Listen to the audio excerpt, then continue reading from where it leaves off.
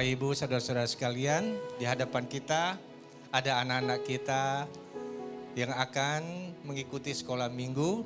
Sebelum kita memulai ibadah kita mendoakan mereka dulu agar mereka bisa masuk ke ruang sekolah minggu.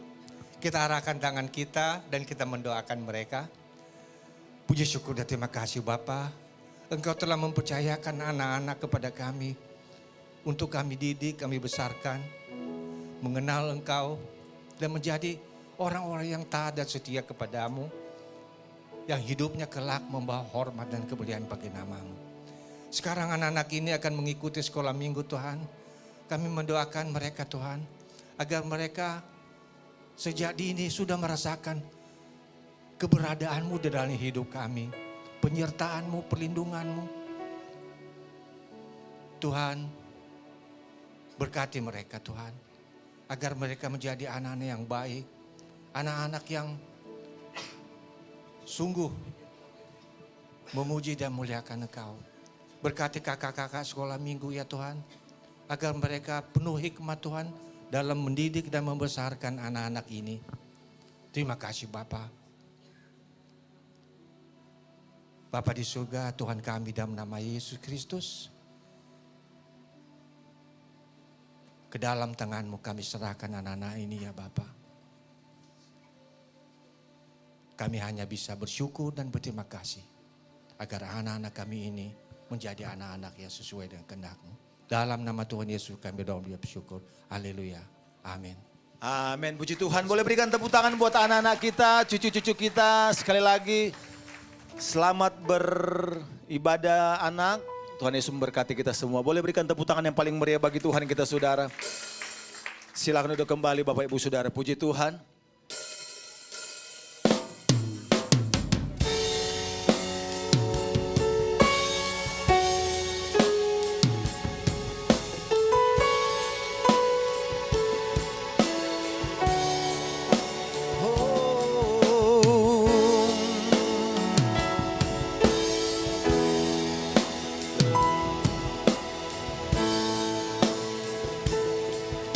Mari katakan, masuk hadirat-Mu, masuk hadirat-Mu Tuhan, dengan korban pujian,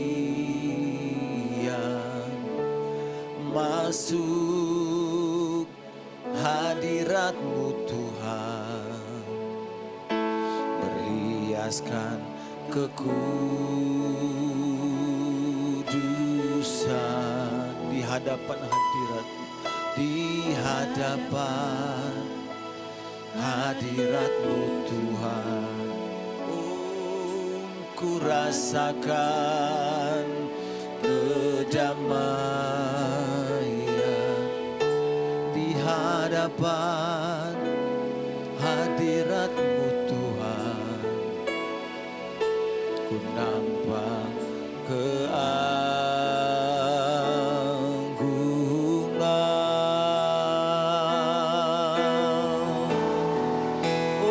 Oh Yesus, ku sembahkan, sujud di hadapan-Mu. Keinginan dalam hidupku hanya untuk menyembah-Mu. Oh,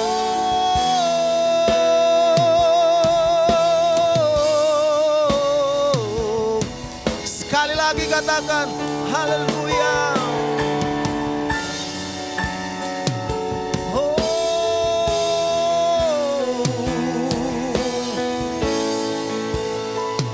Mari katakan, masuk hadirat-Mu, masuk hadirat-Mu Tuhan. Mari bawa korban pujian di hadapan Tuhan. Korban pujian, masuk hadirat-Mu Tuhan. Berhiaskan berhiaskan kekudusan.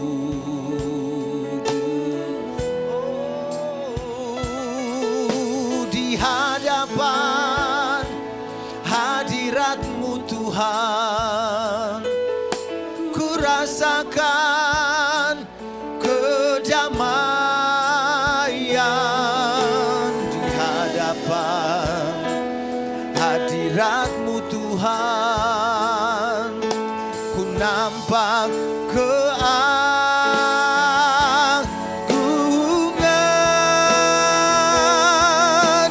Yesus, ku sembah Kau, sujud di hadapan. Oh, keinginan dalam hidupku hanya untuk menyembah Yesus. Yesus, ku sembah Kau, sujud di hadapan Tuhan. Oh, keinginan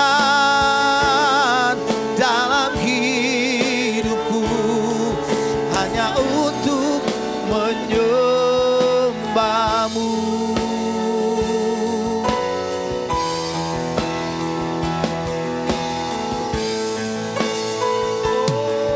Oh, haleluya.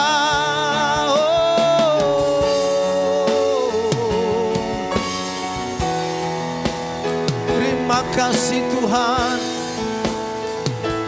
Mari kita bangkit berdiri bersama-sama. Jemaat Tuhan, katakan pujian ini. Masuk.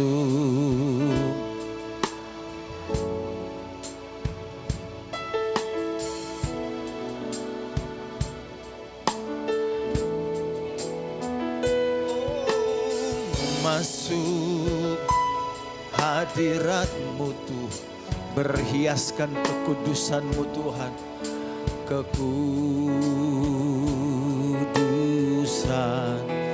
Mari di hadapan Tuhan, di hadapan hadirat-Mu Tuhan, ku rasakan kedamaian. Oh, di hadirat-Mu Tuhan, oh, ku nampak keagungan. Yesus, ku sembah Kau, di hadapan-Mu Tuhan. Keinginan kami yang paling dalam, bahwa semata-mata hanya untuk menyembah Tuhan. Haleluya. Berikan tepuk tangan yang paling meriah bagi Tuhan kita, saudara. Oh Yesus Tuhan, Yesus, oh ku sembah Kau, di hadapan. Oh, keinginan dalam hidupku hanya untuk menyembah. Katakan sekali lagi, Yesus. Yesus, ku sembah Kau, sujud di hadapan-Mu. Keinginan dalam hidupku hanya untuk menyembah-Mu. Panggil Yesus. Hanya Dialah yang bisa memampukan kita untuk menyembah Raja kemuliaan.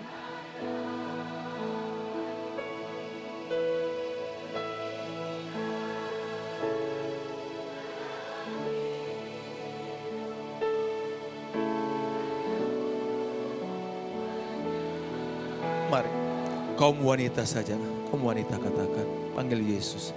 Yesus. Singer.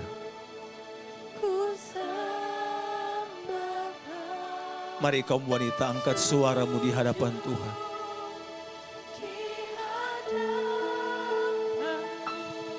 Nyatakan kerinduanmu kepada Tuhan.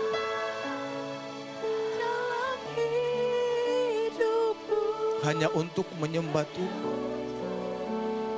Sekali lagi kaum pria, seberapa yang hadir katakan kaum pria. Panggil Yesus. Yesus, ku sembah Kau, sujud di keinginan kami yang paling dalam Tuhan.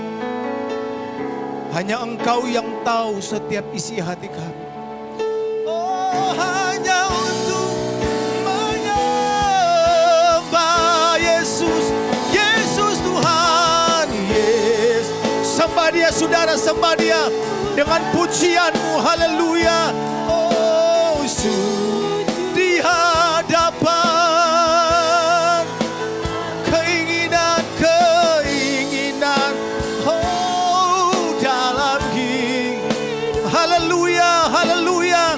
Sekali lagi katakan kepada Tuhan, serukan, oh Yesus Tuhan, Yesus, kami sembah Engkau Tuhan. Haleluya, sujud di hadapan keinginan dalam hidup. Hanya untuk menyembah Engkau Tuhan, hanya untuk memuliakan. Sekali lagi panggil Dia, Yesus, Yes, kami sembah Engkau, ku sembah Kau, sujud di hadapan-Mu. Oh, keinginan dalam hidupku hanya untuk keinginan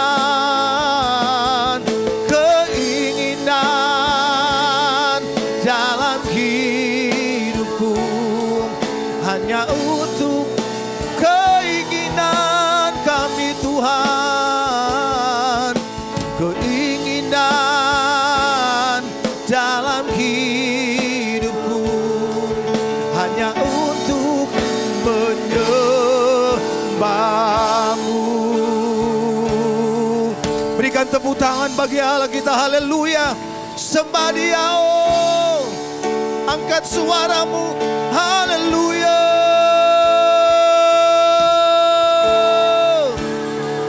Haleluya. Sembah Dia, haleluya. Haleluya. Mari jangan berdiam diri Bapak Ibu Saudara. Angkat suaramu, angkat pujianmu. Mari sembah Dia, haleluya. Jangan berdiam diri. Mari puji Dia, sembah Dia, haleluya.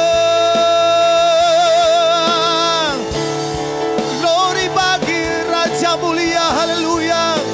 Oh Yesus Tuhan, Engkaulah kekuatan kami, haleluya. Haleluya. Oh,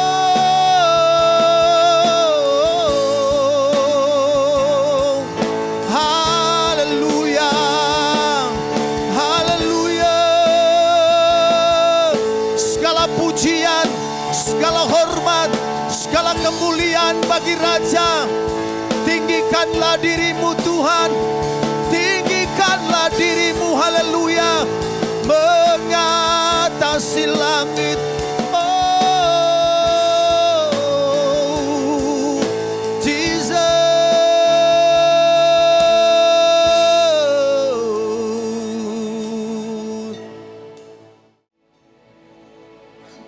Tuhan, biarlah setiap kami anak-anak-Mu termasuk hamba-Mu tanpa terkecuali kami boleh hidup menyenangkan hati Tuhan di tengah-tengah kekurangan dan ketidaksempurnaan kami.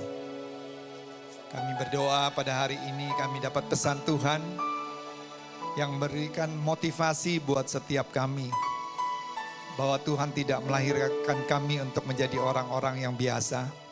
Tuhan tidak melahirkan kami menjadi orang-orang yang kalah. bukan menjadi pecundang. Tapi kami dilahirkan untuk menjadi orang yang berhasil. Berhasil dalam apapun yang Tuhan percayakan dalam hidup ini. Biarlah setiap firman Tuhan memperlengkapi kami. Supaya kami tahu kami adalah biji mata Tuhan. Kami berharga dan mulia di hadapan Tuhan. Kalau ada anak-anakmu yang hadir hari ini, merasa mereka gagal dalam hidup, mereka merasa tidak berarti. Biar Tuhan berbicara kepada kami semua. Tuhan balut setiap luka-luka hati daripada anak-anakmu. Sehingga waktu mereka tinggalkan tempat ini, mereka bisa berjalan tegak dan berkata, aku bersyukur hari ini aku datang. Karena kasih Tuhan itu selalu tersedia bagiku. Dan aku memang adalah orang-orang yang berhasil, orang-orang yang lebih daripada pemenang. Kami butuh firman Tuhan, kami butuh hadirat-Mu lebih dari segala-galanya. Penuhi tempat ini dari belakang, depan, samping, kanan, kiri tanpa terkecuali. Engkau lawat setiap kami, supaya kami sungguh mendapatkan lawatan dan transformasi dari Tuhan. Kami berdoa di dalam nama Tuhan Yesus yang diberkati bersama-sama, katakan amin. Kita berikan tepuk tangan yang meriah buat Tuhan. Lebih meriah lagi buat Tuhan. Sebelum saudara duduk, colek kanan kiri saudara, bilang Tuhan sayang sama kamu. Katakan Happy Sunday. Selamat pagi, shalom, selamat siang. Apa kabar saudara, semua baik? Amin. Alright, puji Tuhan. Saya paling senang ke gereja GBRM. Ya baik mau itu di Dan Mogot, mau itu di sini. Tapi dimanapun saya datang, yang saya paling senang adalah semangat saudara semua sebagai jemaat. Alright. Dan juga praise and worship juga selalu memberkati saya. Saya tadi sebenarnya datang udah jam 11 kurang 10. Tapi karena kecepatan saya duduk di lobi sambil review khotbah. Tahu-tahu udah jam 11 lewat 5 barusan naik ke atas. Wah, saya miss a few minutes of the worship in the beginning. Tapi saya selalu sangat diberkati. Kenapa? Karena kita sungguh merasakan hadirat Tuhan. Karena waktu kita semangat, kita memuji menyembah Tuhan, Tuhan disenangkan. Pasti hati Tuhan disenangkan dan Tuhan pasti memberkati kita semua. Amin. Sebelum bahkan saudara mendengarkan firman Tuhan, Tuhan pasti telah memberkati kita semua. Hari ini saya mau menyampaikan firman Tuhan dengan tema Succeeding in Life atau bahasa Indonesianya sukses di dalam hidup. Siapa sih yang tidak mau sukses di dalam hidup? Karena kesuksesan hidup ini bukan berbicara soal uang, karir, bisnis, tapi sukses itu sangat luas di dalam kehidupan. Ya kita bersyukur ya pemilu udah berlalu ya walaupun masih menunggu keputusan KPU tapi kita bersyukur pemilu berjalan dengan damai ya. Amin. Karena itu yang kita patut syukuri. Negara demokrasi terbesar di dunia ya dengan 18.000 kepulauan di Indonesia. Saudara bukan 1.800 saudara, 18.000 bisa menjalankan pemilu secara damai ini kan sangat luar biasa saudara. Kita patut berikan tepuk tangan buat Tuhan Yesus yang luar biasa. Dan kalau dengan hubungan tema sukses dalam hidup, saya melihat ada satu pemenang dari semuanya. Saya rasa kalau saudara mengikuti perkembangan, saudara setuju siapa pemenangnya. Saudara tahu siapa pemenangnya? Hah? Siapa? Bukan gemoy, saudara. Satu pemenangnya. Kalau gemoy itu ada dua. Ya kan Prabowo Gibran. Enggak, ini satu. Tahu siapa? Ada yang bisa tebak-tebakan?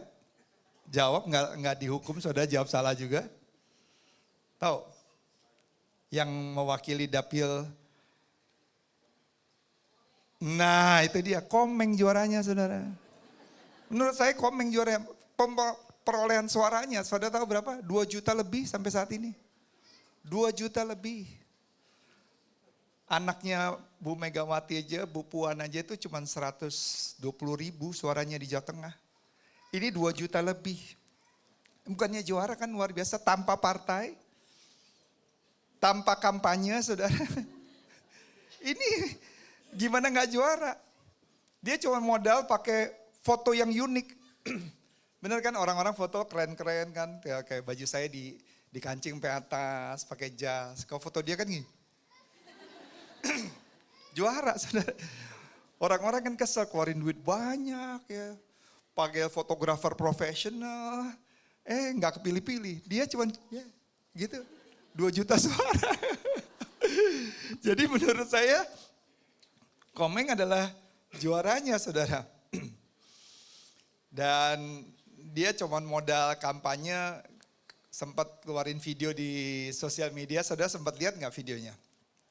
Ya, sebelum pemilihan itu dia bilang begini, saya mencalonkan diri butuh modal yang besar sebagai untuk mencalonkan tanpa partai, tanpa tim sukses.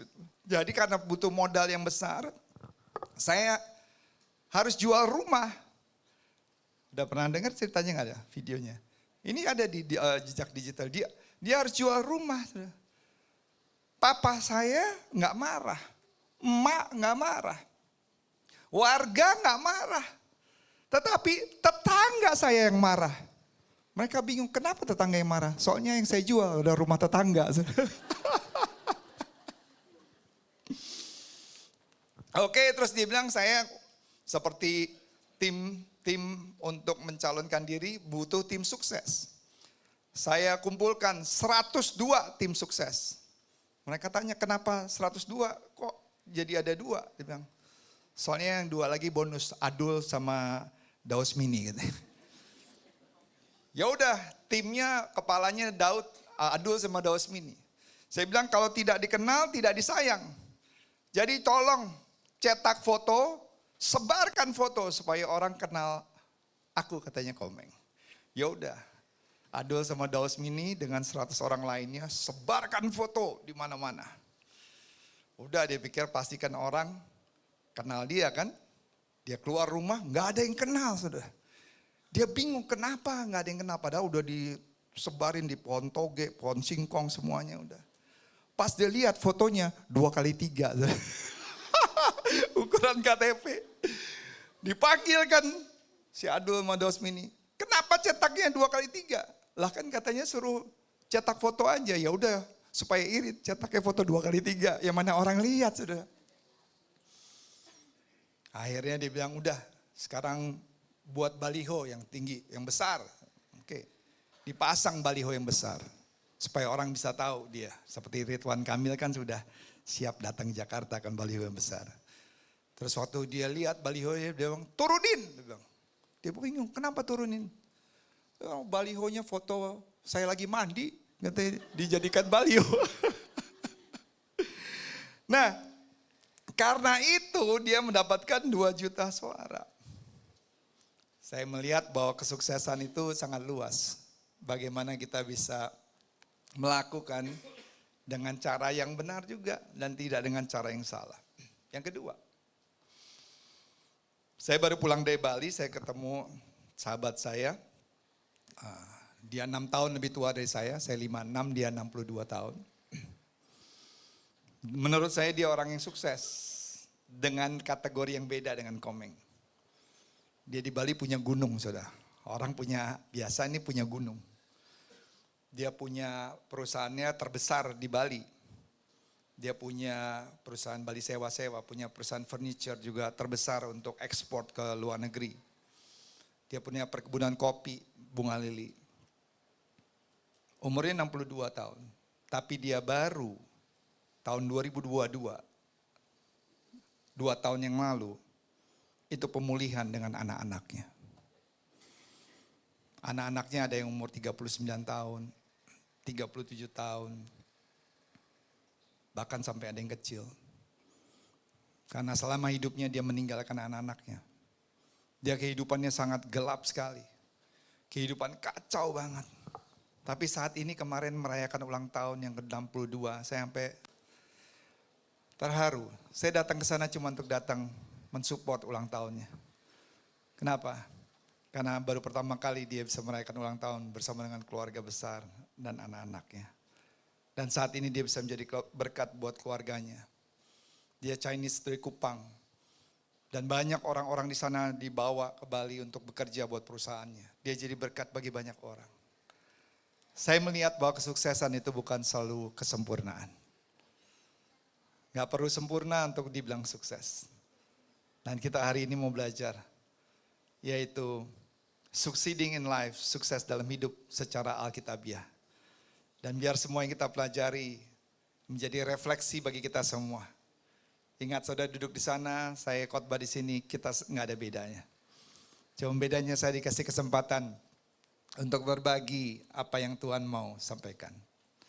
Artinya kita sama-sama dalam proses, sama-sama dalam kekurangan. Tapi kita mau sama-sama bertumbuh di dalam Tuhan. Yang mau katakan amin. Kita berikan tepuk tangan yang meriah buat Tuhan Yesus.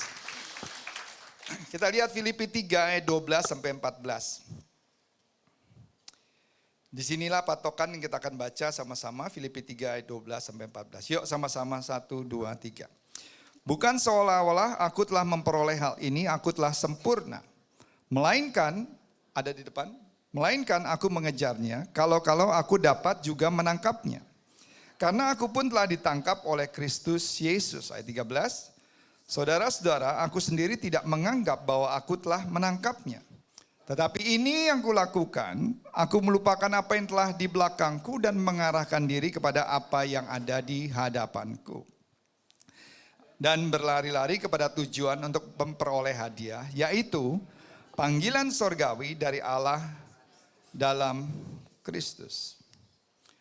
Ini Paulus lagi berbicara mengenai kesuksesan di dalam kehidupan. Hari-hari ini banyak orang, baik lewat podcast, YouTube, buku, seminar-seminar berbicara mengenai kesuksesan. Banyak buku-buku mengenai kesuksesan itu dijual, baik di Gramedia, Periplus, online, tidak salah, bagus buku-buku itu saya juga baca.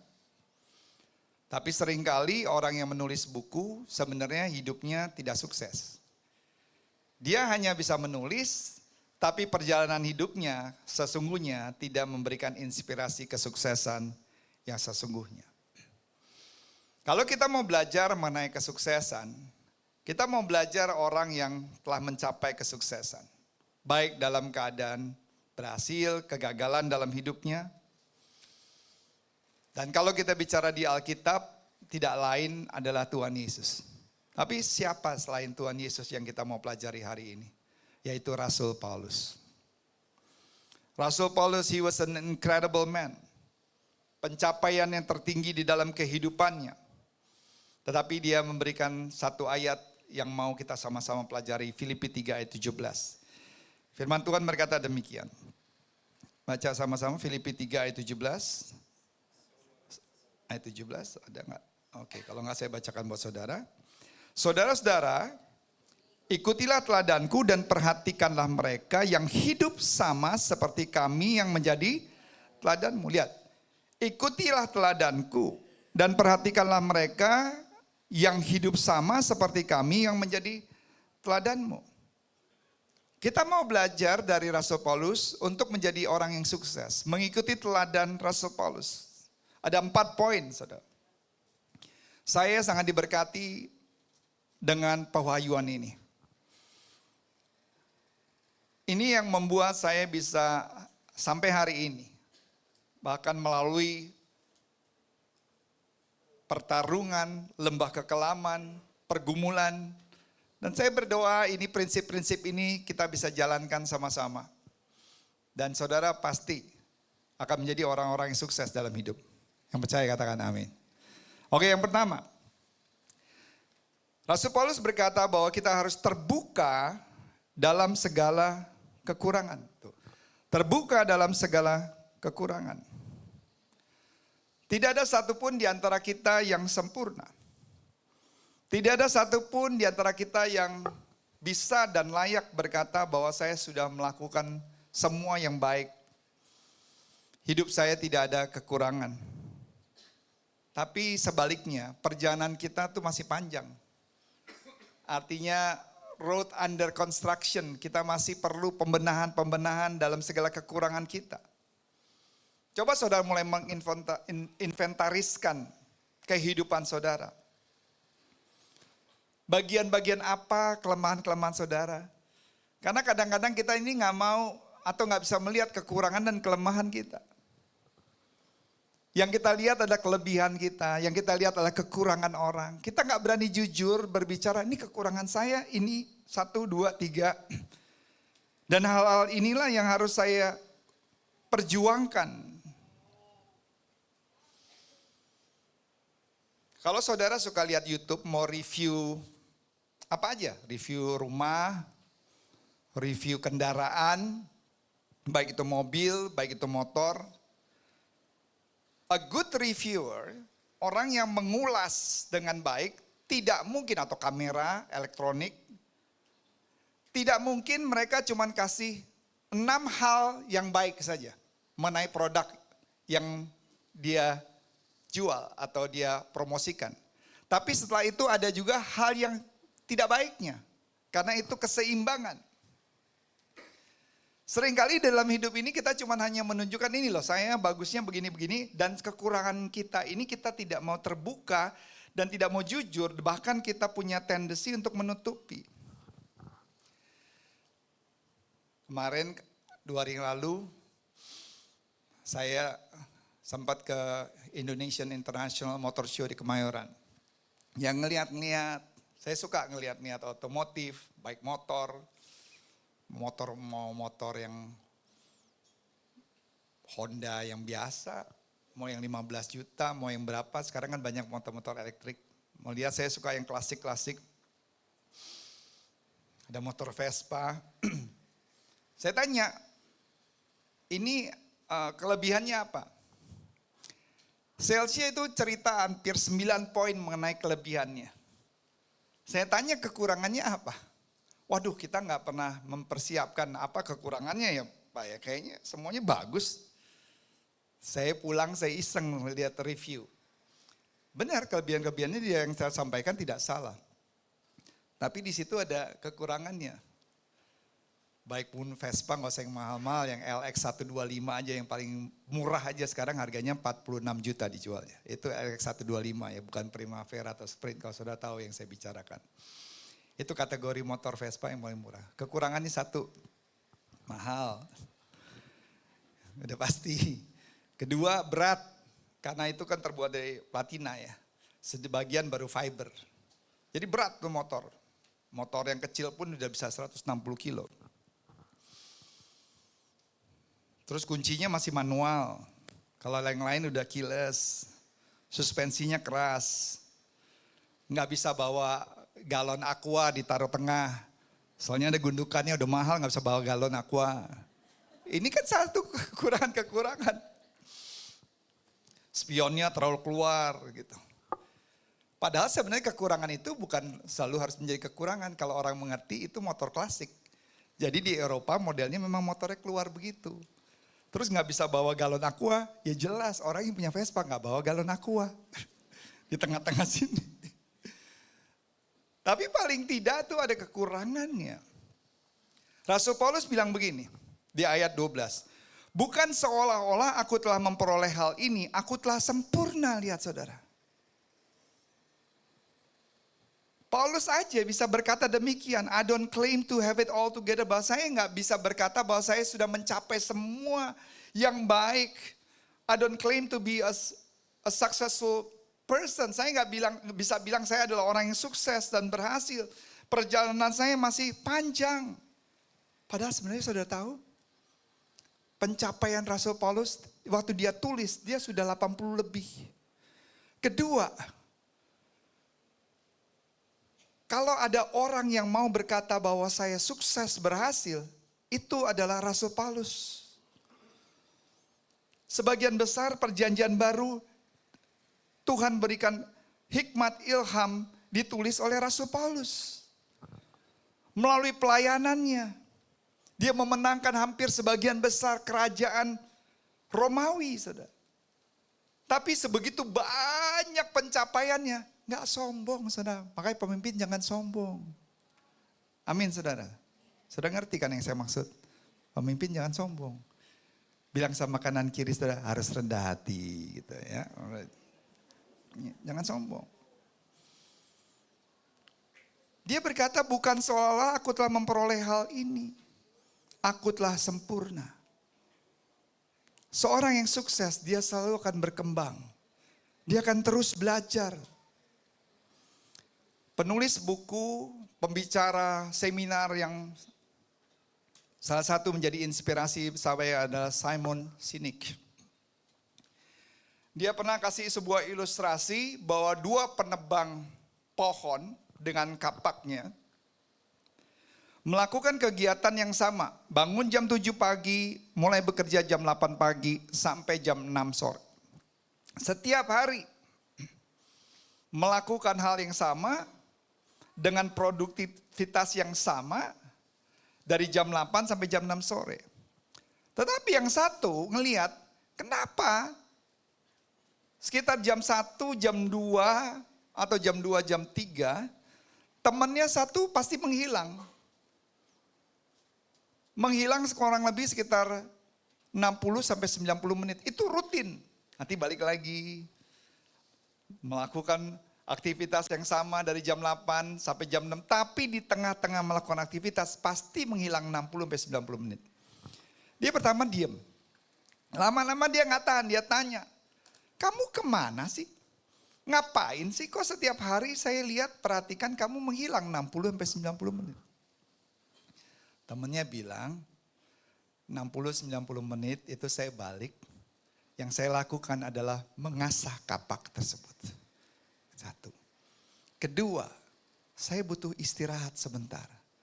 Supaya saya kembali, saya punya energi lebih baik dan saya bisa lakukan ini dalam jangka waktu yang panjang. Seringkali kita punya kapak dalam hidup.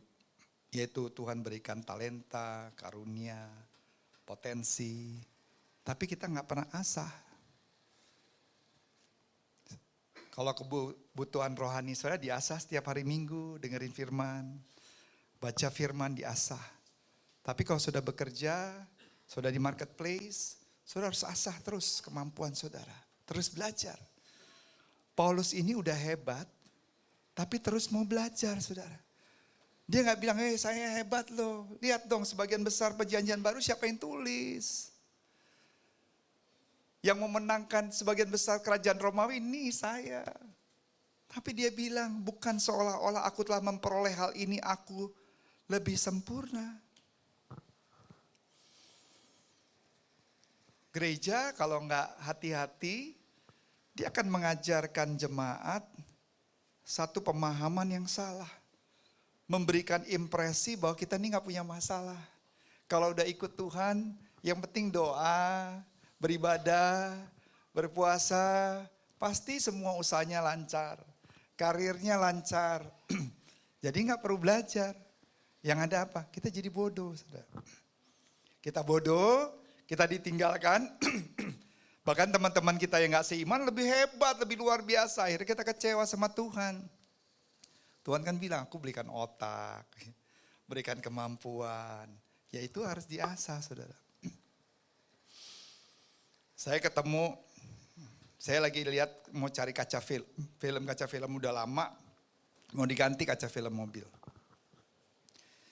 Saya pergi ke tempatnya Solar Guard sama Vikul, standnya, boothnya.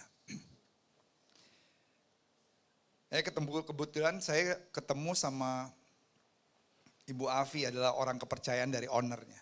Jadi ini yang megang untuk seluruh Indonesia. Dia umurnya sekitar 50-an. Tapi yang bekerja semuanya anak-anak Gen Z. Milenial beberapa, Gen Z. Jadi antara umur 20, 22, 26. Boothnya juga paling rame sekali. Orang transaksi bukan rame yang lihat-lihat. Dia bilang, saya ngobrol karena rumahnya kebetulan gak jauh sama saya pas waktu saya tanya-tanya di Permata Buana di Puri Indah. Jadi daerah tempat jalan, lari, naik sepeda sama-sama. Cuman belum pernah ketemu aja. Dia bilang, Pak masalahnya kalau saya kerja kadang-kadang sama yang sudah usia seusiaan saya 50, 45. Kalau saya bilangin ngeyel, gak mau dengerin. Mereka merasa lebih udah paling pinter. Nggak pernah mau belajar. Jadi saya susah. Karena di dalam bisnis ini kan selalu ada pembaruan lagi. Nanti harus diperlengkapi lagi. Nah yang udah tua-tua tuh nggak mau. Jadi akhirnya nggak bisa maju-maju. Tapi saya bisa kerjasama nih sama Gen Z, generasi milenial. Walaupun mereka kritis Pak, dia bilang. Mereka kalau nggak tahu kenapa mereka harus lakukan, mereka nggak akan lakukan. Tetapi kalau kita bisa menjelaskan dengan baik, jelas secara logik kenapa begini-begini. Terus pendekatan seperti sahabat, teman, merangkul dengan kasih. Jadi dari Katolik. Itu bisa lebih dinamis dalam bekerja. Saya tanya, ibu udah berapa lama? Dari tahun 99, berarti udah 25 tahun. Wow, saya bilang, berarti dari umur 25 tahun dia udah di company yang sama. Seringkali kita sebagai anak-anak Tuhan merasa kita paling kudus. Sinless. Gak ada masalah. Jalannya bahkan udah gak bisa menapak lagi sudah. Tapi semakin saya bertumbuh di dalam Tuhan, semakin saya merasa saya jauh dari sempurna. Saya masih banyak sekali kekurangan. Masih banyak proses yang harus, perjalanan yang saya harus lalui. Saya pacaran 10 tahun, menikah dari tahun 97. Berarti sampai tahun 2022 aja 25 tahun ya. Sekarang hampir 27 tahun. Plus 10 tahun, 37 tahun. Kelihatannya kan nggak akan ada masalah. Tapi kami melalui badai 2018 sampai 2023, 6 tahun. Mengalami masalah yang sangat luar biasa. Nggak mudah. Saya punya 3 anak. Anak saya yang paling besar, Rachel 26 tahun, mau merit tanggal 16 Maret bulan depan. Jacob 23, yang satu 16 tahun. Untuk terus menjaga supaya terjadi pemulihan, supaya tidak terjadi luka hati. Itu sebuah perjuangan, sebuah proses. Tapi saya nggak malu bahwa saya juga punya kekurangan, keterbatasan. Tapi kalau kita berani jujur, bilang ini kekurangan kita ini, bawa ke Tuhan. Dan kita punya niat mau berjuang untuk bisa menghadapi semua, bukan lari dari kenyataan. Hadapi dengan tetesan air mata, dengan perjuangan, mungkin dengan ditinggalkan. Tapi kasih karunia anugerah Tuhan, itu selalu tersedia buat kita semua. Yang setuju katakan amin. Kita berikan tepuk tangan yang meriah buat Tuhan Yesus, haleluya.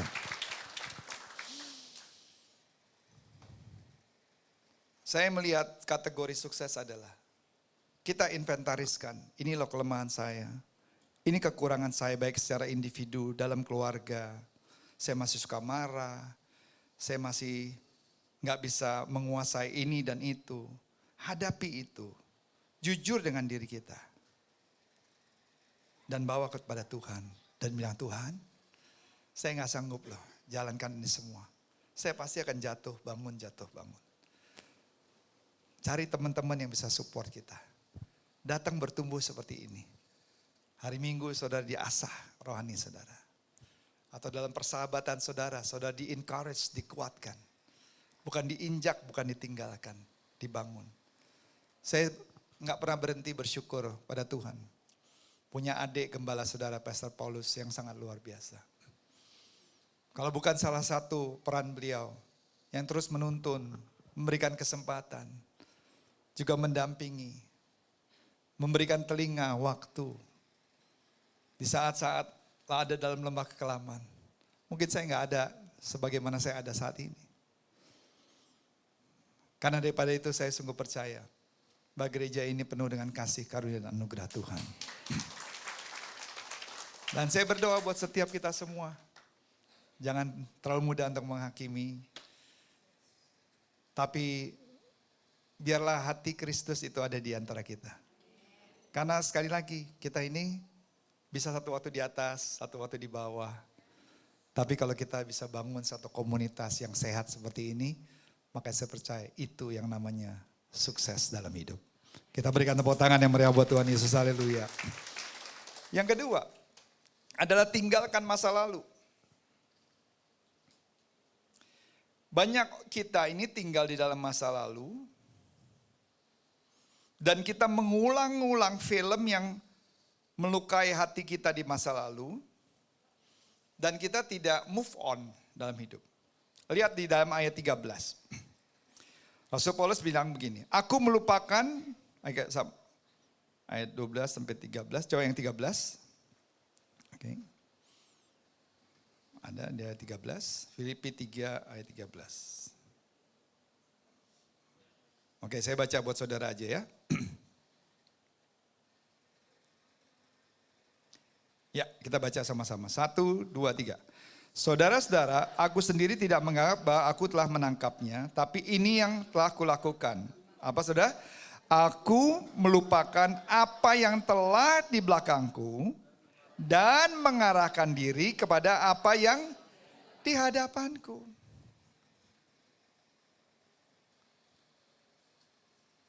Kemarin sudah lewat, udah hilang, gone. Benar saudara? Amin saudara? Besok masih 1 hari lagi. Fokuslah dengan hari ini, saat ini yang Tuhan berikan. Dan excited for the future.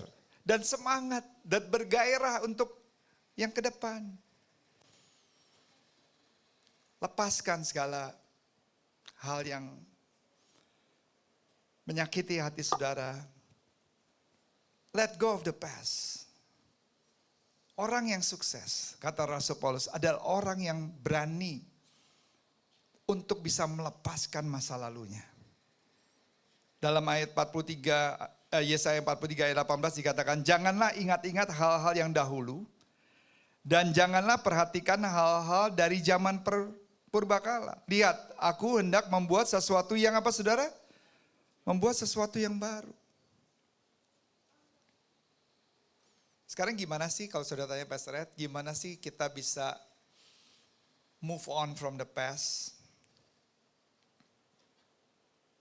Saya tulis begini, orang-orang yang sukses, tulis yang ini, belajar dari masa lalu, dan begitu mereka mendapatkan pelajaran yang mereka perlukan dari masa lalu tersebut, mereka melepaskannya dan melanjutkan hidupnya.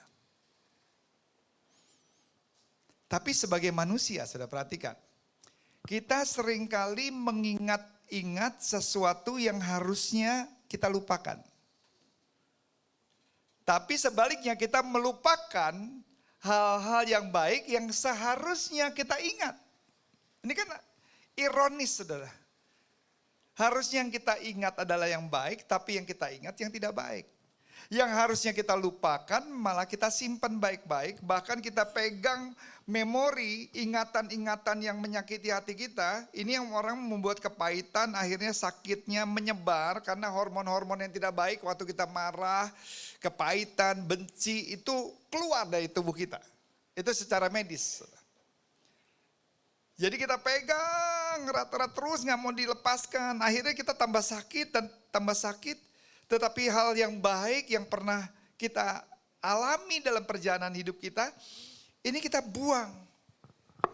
Ada 2 hal. Yang pertama adalah kegagalan kita yang menjadi masalah.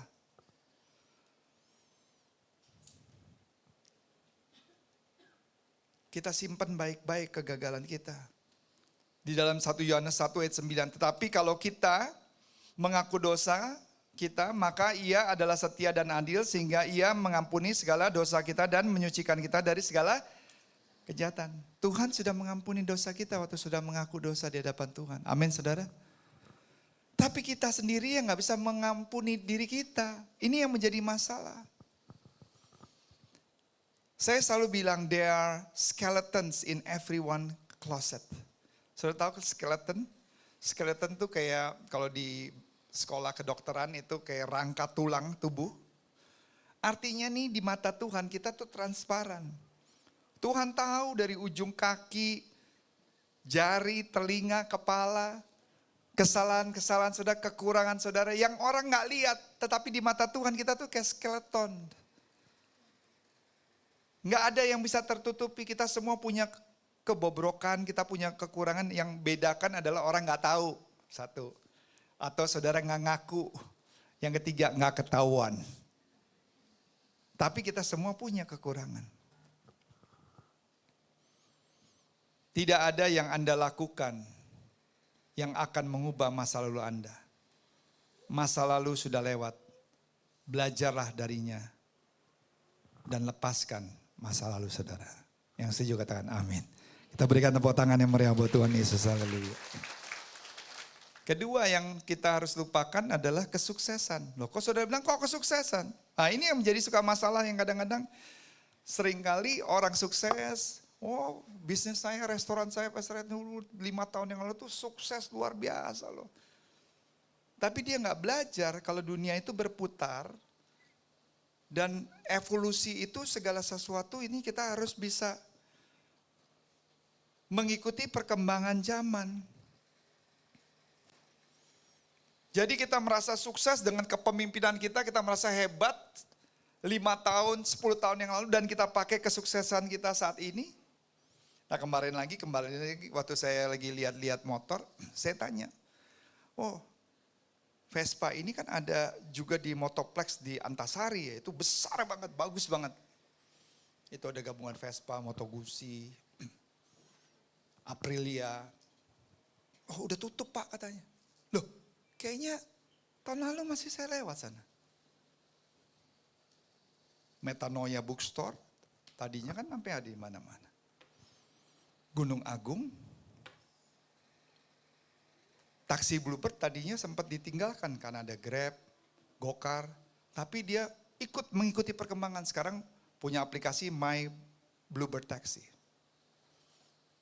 Dan saya suka naik mobil itu, taksi. Kenapa supirnya benar-benar terlatih dengan baik, mobilnya bersih. Kalau kita pakai aplikasi diskon-diskonnya besar, sama harganya juga akhirnya beda-beda paling 3 ribuan. Saya nggak promosi saudara. Cuman saya cuma kasih tahu bahwa kita harus mengikuti perkembangan. Kalau kita masuk harus ada passcode-nya. Jadi nggak bisa ada orang nyerobot gitu. Karena kita punya passcode nomor 19, nomor 53. Terus kalau misalnya supirnya beretika kurang baik, saya pernah. Saya bilang selamat siang Pak, dia diam aja. Turun saya bilang terima kasih, dia diam aja. Terus kan harus di-review kan. Saya cuma review, saya kasih pemasukan. Orangnya kurang sopan. Saya bilang saya yang bilang terima kasih, nggak dibilang terima kasih. Nggak disapa semuanya. Udah saya cuma masukin gitu. Besokannya langsung dapat message dari customer service. Minta maaf persis seperti ini, begini semuanya. Nah ini kan mengikuti perkembangan yang ada. Saya belum sampai ke arah mobil listrik. Tapi cuma ngeliat-liat aja. Karena eranya kan semua ke arah listrik ya. Saya bilang nih kemarin kalau satu mobil MG. Ini baterai kan mesin mobil listrik mesinnya tuh baterai. Baterai itu yang paling penting, yang mahal tuh baterainya. Saya bilang baterai listrik ini, mobil yang MG yang MZ, ini warantinya berapa lama? Karena beberapa ada yang 8 tahun, ada yang 6 tahun kayak Hyundai dan lain. Ini seumur hidup Pak. Hah? Seumur hidup? Seumur hidup selama tidak pindah nama. Kalau pindah nama yang beli itu akan menerima waranti 8 tahun dari pertama kali Bapak beli. Tapi selama Bapak pakai seumur hidup. Seumur hidup, iya pokoknya seumur hidup. Kalau misalnya rusak atau apa harus diganti lagi. Diganti lagi, wow. Terus saya tanya mobil Hyundai Ioniq 5, itu kan 850 juta. Bayar pajaknya setiap tahun 400.000. Pemakaian listriknya sebanyak-banyaknya bolak-balik jalan antara sekolah segala semuanya. Itu cuma 400.000 sebulan. Saya bilang murah banget ya. Saya ngisi bensinnya sekali ngisi 500.000, tapi seminggu. 4 minggu itu paling nggak 2 juta, bisa 2,5 juta buat isi bensin tok. Jadi saya bilang ini kan maksudnya ke depannya. Kalau kita masih mau dengan kesuksesan yang lalu, terus kita bawa ke sekarang, dan kita mau berhasil saat ini, makanya saya bilang generasi milenial, generasi Gen Z, ini anak-anak pintar luar biasa. Jadi kita harus kolaborasi sama mereka. Kita punya pengalamannya, kita punya hikmatnya, bisa kasih pemasukan. Mereka punya kecerdasannya. Nah mereka butuh kita butuh mereka. Jadi kita nggak ada yang merasa, bos saya paling hebat. Saya hebat loh, 3 tahun lagi memimpin perusahaan. Sukses, 5 tahun. Ya sekarang, mungkin udah nggak relevan. Tapi kalau kita bisa ajarkan kita sama-sama. Menghargai yang muda, menghargai yang tua juga menghargai yang muda. Ini kan kolaborasi yang indah. Makanya pasangan itu pas, yang satu tua, yang satu muda. Bisa buat Indonesia maju. Kita berikan tepuk tangan yang meriah buat.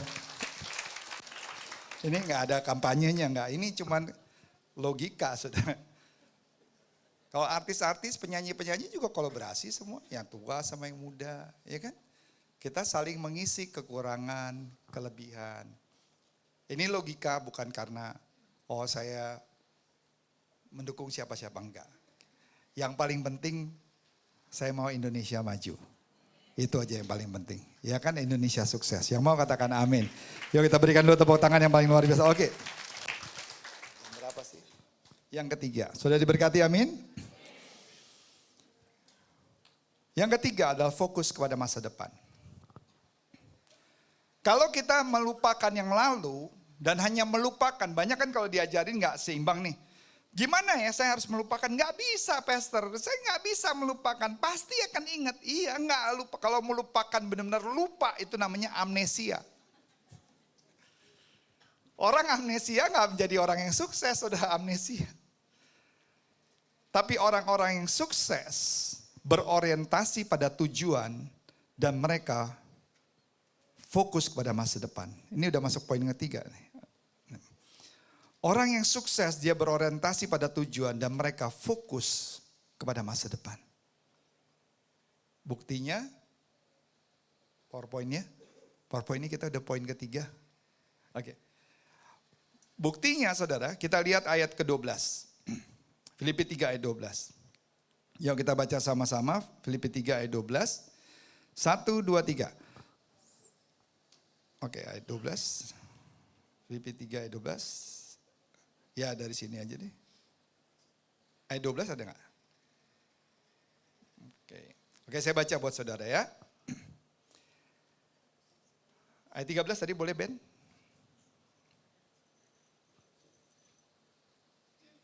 Oke, next to it. Oke. Saudara-saudara, aku sendiri tidak menganggapnya bahwa aku telah menangkapnya. Tapi ini yang kulakukan, aku melupakan apa yang ada di belakangku dan mengarahkan diri kepada apa saudara? Kepada apa yang ada di hadapanku dan berlari-lari kepada tujuan untuk memperoleh hadiah yaitu panggilan sorgawi dari Allah dalam Kristus Yesus. Mengarahkan diri kepada apa yang ada di hadapanku. Ciri-ciri orang yang sukses adalah strive for a goal. Mereka adalah goal oriented, focus oriented. Bagaimana kita bisa menghidup menyenangkan hati Tuhan, saudara?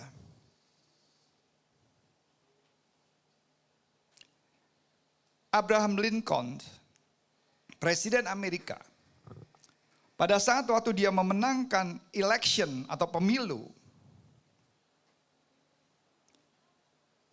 dia menggandeng lawan politiknya yang namanya Seward. Menjadi mitra di pemerintahan dengan posisi yang sangat strategis. Seward ini musuh daripada Abraham Lincoln selama 20 tahun. Musuh, saudara. Wah, sengit banget pertarungan politiknya. Seward ini tanya sama Abraham Lincoln, kok pilih saya? Untuk dalam posisi yang sangat amat strategis, padahal saya kan musuh Anda. Dia bilang, selama 20 tahun. Abraham Lincoln bilang begini, kita sama-sama gak mengabdi buat manusia. Kita mengabdi buat Amerika. Saya mengabdi dan saya sayang sama Amerika. Saya tahu walaupun Anda musuh saya, tapi Anda mengabdi dan sayang untuk Amerika. Saya rekrut kamu karena kamu punya kemampuan, potensi, dan hati kamu untuk negara ini. Yuk kita kerjasama. Dan kita kerja untuk masa depan. Fokus untuk masa depan. Bukannya baperan, bukannya nggak nerima ini dan itu. Tapi yuk, habis bertarung ketat, berjuang, bertarung boleh. Gimana pun kerasnya bertarung, habis itu kita bersatu. Kita fokus untuk masa depan. Untuk yang lebih baik lagi, untuk bangsa dan negara. Karena daripada itu orang yang sukses, dia gak fokus hanya yang saat ini. Tapi dia selalu fokus berlari-lari kepada tujuan, kata Rasul Paulus. Yang setuju katakan amin. Kita berikan tepuk tangan yang meriah. Oh lebih lagi buat Tuhan Yesus, haleluya. Di dalam 1 Korintus 9 ayat 24 dikatakan ini. Tidak tahukah kamu bahwa mereka yang berlari dalam suatu pertandingan, semuanya berlari tetapi hanya satu yang apa saudara? Yang hanya apa? Satu yang menerima hadiah. Artinya gini loh, saya mau menyimbangkan saudara supaya saudara bisa seimbang ya pengertiannya. Menyenangkan hati Tuhan itu bukan hanya datang ke gereja loh. Datang ke gereja harus karena kita diasah secara rohani, kita belajar kayak hari ini. Tetapi menyenangkan hati Tuhan waktu saudara keluar pintu ini, di marketplace, baik sebagai ibu rumah tangga, sebagai ayah, sebagai pengusaha, sebagai orang berjalan di karir, yang masih sekolah. Di mana saudara di luar sana? Ironisnya kadang-kadang kita cuma baliknya, oh menyenangkan itu tuh yang penting worshipnya gimana. Waduh luar biasa gitu di sini. Tapi di luar melempem saudara. Saya kemarin waktu lagi lihat-lihat. Apa yang motor Honda Beat atau apa karena buat untuk kantor. Terus didatengin ada orang. Pastor saya kan biasa di tempatnya Pak Gilbert. Saya dipercayakan sebagai tim hospitality, saya head of hospitality-nya. Oh iya, ingat gak? Aduh, sorry gak ingat, tapi thank you loh setiap kali kalau saya bisa pelayanan, bisa diberikan pelayanan yang excellent. Terus saya tanya, dia lagi kerja di situ, dia bilang, Pastor doakan terus ya, supaya karir saya bisa jadi lebih baik, saya bisa nolong orang tua, saya bisa nolong adik yang masih sekolah. Terus saya melihat pencapaiannya, dia menjadi sales yang terbaik, saudara. Saya bangga, saudara. Bukan hanya hospitality di gereja luar biasa, tapi di marketplace. Dengan kompetitor yang ribuan, saudara, sales seperti itu. Dia nomor 1 urutannya. Itu baru hebat, saya bilang.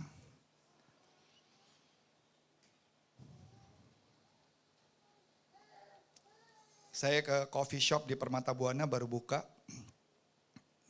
Namanya Naked Papa. Yang punya beberapa orang, 3-4 orang. Satunya Will Goss. Saudara Will Goss tahu kan? Will Goss yang chef. Kalau saudara tahu yang tatoan juga. Yang Chinese itu chef terkenal. Nah ada satu juga samperin saya. Dia anak gereja sangat militan dari dulu banget. Ada di 20 tahun yang lalu. Saya bilang kamu sekarang ikut bisnis ini. Iya Pastor. Doakan ya. Dan saya lihat di situ, wah amazing. Bukan hanya satu, tapi udah F&B-nya tuh udah outletnya udah banyak dan itu doing very well. Tapi setiap hari dia datang, dia kontrol, dia ikut kerja, dia ikut melayani, begitu bantu juga bersihin meja juga komunikasi sama waitersnya juga sangat baik. Saya kan suka perhatikan gitu, nggak sombong, semua kerja keras. Tapi di satu sisi pelayanan juga luar biasa, bagus. Nah ini yang saya berdoa kita ini, kita fokus ke depan. Ayo kita di tempat ini diasah, di luar mulai apa dari kecil gak apa-apa. Semua mulai dari yang kecil. Ingat setia dengan perkara yang kecil, Tuhan percayakan perkara yang besar. Saya percaya saudara semua, pasti semua akan menjadi orang-orang hebat. Orang-orang yang sukses, orang-orang yang berhasil. Lakukan yang saudara bisa lakukan, Tuhan nanti bekerja dengan cara yang ajaib dan luar biasa. Oh beri tepuk tangan dong yang percaya buat Tuhan. Oke, yang keempat, yang terakhir. Berjuanglah untuk menang. Amin saudara. Ini yang paling penting. Berjuanglah untuk menang. Rasul Paulus bilang di ayat 14. Dan berlari-lari kepada tujuan untuk memperoleh apa saudara? Hadiah. Yaitu panggilan sorgawi Allah dalam Kristus Yesus berjuang. Bilang ke makanan kiri saya berjuang. Katakan lagi berusaha. Katakan sekali lagi jangan menyerah. Ini saudara mental berjuang. Itu yang saya sayang sama Pak Jokowi. Saya kenal enggak? Ketemu belum? Salaman belum? Enggak. Tapi saya sayang banget sama beliau. Karena saya melihat beliau tuh biar gimana pun berjuang. Dia kan bukan siapa-siapa, bukan ketua partai. Dia cuman dari pengusaha furniture yang nobody. Dia punya impian untuk, bukan punya impian, ini sebenarnya di zamannya Soekarno. Untuk memindahkan ibu kota Jakarta ke satu tempat, IKN. Itu kan gak mudah, pertama ditolak. Siapa yang berpikir bakal bisa menjadi kenyataan.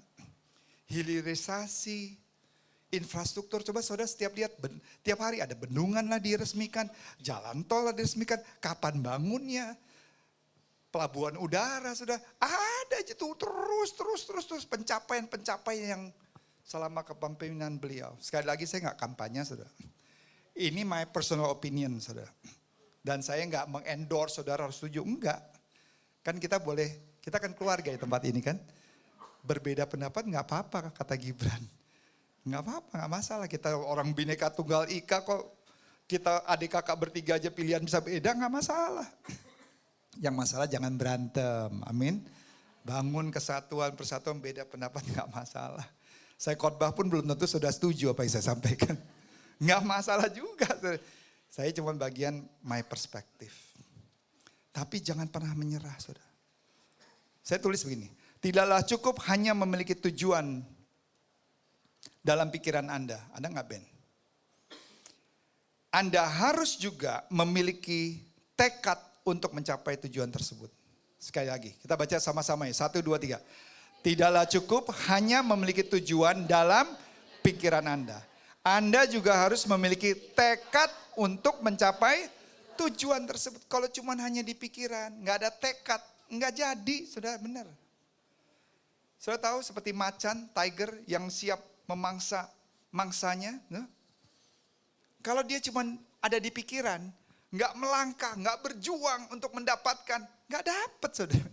Apalagi di alam bebas seperti itu. Waduh, mangsanya juga pintar, lari cepet banget. Dia harus dengan sekuat tenaga, dia harus pakai strategi pertama diam-diam dulu. Baik itu buaya juga semua punya strategi.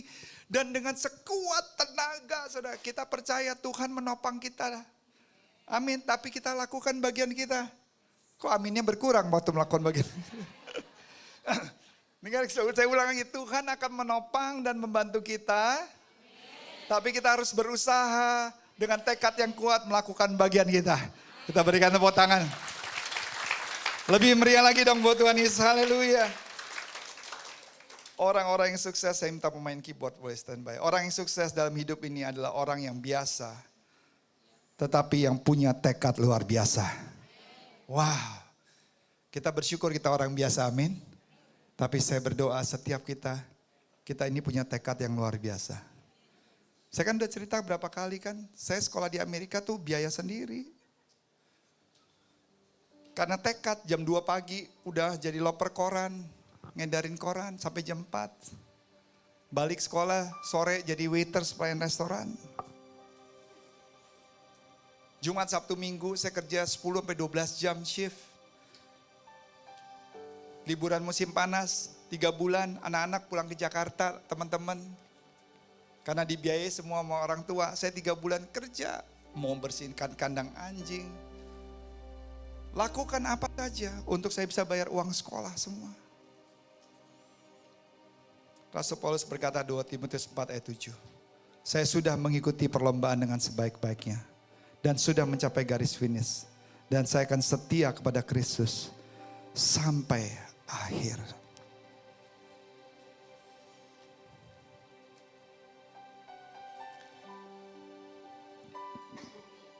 Mungkin beberapa saudara hari ini ada yang mau menyerah. Tadi lagu sebelum firman apa ya? Tadi judulnya. Apa? Judulnya apa tuh lagi? Hah? Jadi, kalau lagu yang pantang menyerah apa? Lagu worship yang gampang. Ya, oke. Saudara dengarkan baik-baik, buka hati saudara. Saudara diberkati, amin. Dengarkan baik-baik. Saya mau menutup khotbah ini. Mungkin di antara saudara ada yang rasanya mau menyerah. Saya pernah alami itu.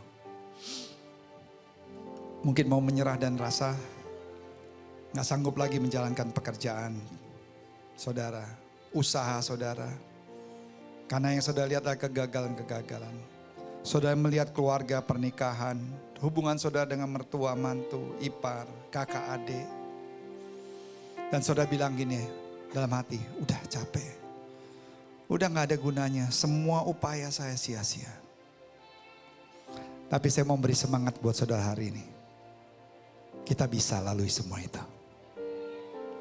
Yang amin masih 10%. Kita bisa lalui semua itu. Jangan pernah berhenti berjuang. Amin. Keep fighting the fight. Terus berlari dalam pertandingan iman yang Tuhan wajibkan. Saya nggak berkata bahwa perjalanan hidup saudara akan menjadi mudah. Saya tidak berkata demikian. Saya nggak berkata bahwa saudara nggak akan berjuang lagi, berhenti berjuang karena semuanya jalanan sudah menjadi mulus. Saya nggak berkata bahwa saudara akan nggak menghadapi tantangan. Saya nggak berkata saudara nggak akan mengalami pergumulan. Saya nggak berkata bahwa saudara nggak menghadapi raksasa-raksasa yang siap mau menghadang saudara. Tapi saya berkata, never quit, jangan menyerah. Apapun kejadian, apapun yang saudara hadapi, jangan pernah menyerah. Karena Tuhan tidak pernah menyerah dengan hidup kita. Tuhan selalu menggandeng tangan kita. Dia selalu ada buat kita. Dan Tuhan tidak pernah mempermalukan orang yang berharap bersandar kepada Dia. Sekalipun kita berjalan dalam lembah kekelaman, ingat, kita tidak perlu takut bahaya. Sebab gada dan tongkatnya itu yang menghibur kita. Kalaupun kita jatuh, kita ada di dalam naungan kasih-Nya. God will never give up on you. Tuhan tidak pernah menyerah. Ingat, Ia yang telah memulai pekerjaan baik di antara kamu. Tuhan juga yang akan menyempurnakan sampai hari Kristus Yesus. Artinya kalau saudara lahir di dunia ini karena kehendak Tuhan. Saudara ada di dunia ini berarti Tuhan punya rencana yang besar dalam hidup saudara. Sebab itu jangan pernah kita bosan melakukan hal yang baik. Sebab kalau kita tidak berhenti melakukan hal yang baik, maka kita juga akan menuai. Karena itu do not give up. Jangan menyerah dengan pernikahan saudara. Jangan menyerah dengan pekerjaan saudara. Jangan menyerah dengan impian saudara. Percaya, terus berjuang. Fight the fight, run the race. Put your faith and hope in God. Maka saudara akan melihat pelangi kehidupan. Kita berikan tepuk tangan yang meriah buat Yesus. Lebih meriah lagi buat Yesus. Mari kita bangkit berdiri. Ku tak akan